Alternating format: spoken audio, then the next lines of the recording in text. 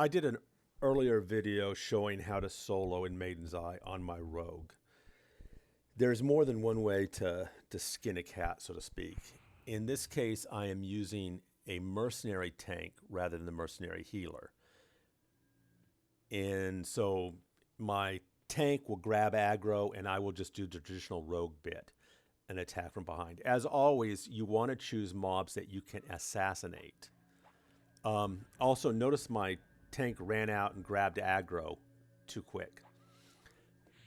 What you want to do is put your mercenary on passive, and then I have in my attack key stance aggressive. Or if I was using a mercenary healer, I'd use stance reactive. So that when I attack, the mercenary immediately becomes active, but the rest of the time you want it passive. So it's not going to do stupid things like run out there. And don't do stupid things like pull these worms. I will pull it, let's say, to illustrate that I can solo these particular mobs, but you can't assassinate them, so it's going to take a lot longer. Which style of soloing is best for your particular rogue is going to depend to an extent on your gear and your AAs. I've got my defensive AAs done. I've got my DPS AAs done. I'm in very good group gear, current level content group gear. And so I can play the role of tank and have a mercenary healer and make that work. But in other cases, you may find it more effective to go with a tank as your solo partner, as your molo partner. As always, when you're soloing on the rogue, you need to be aware of the situation at all times. If your health starts to drop, escape, back out, don't die. You really shouldn't die as a rogue. I do, but you shouldn't. If you're paying attention, you have situational awareness, you have a lot of ways to get the hell out of Dodge. That means you may sacrifice your mercenary. And there is a kind of a skill to this. Now, tank soloing is probably something that you may find more effective when you have, like I said, less of your defensive AAs done and maybe your gear is subpar. But you're still going to want to do a lot of damage. You're still going to choose mobs that you can assassinate, not mobs like this.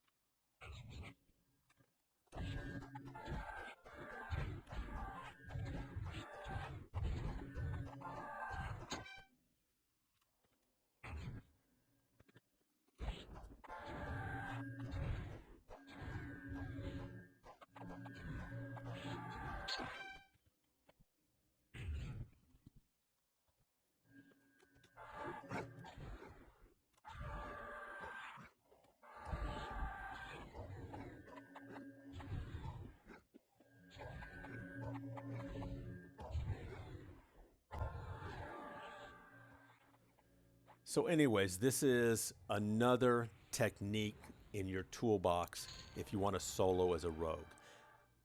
I like using the healer a lot of the times, but I have all of my important AA done and I am pretty well geared.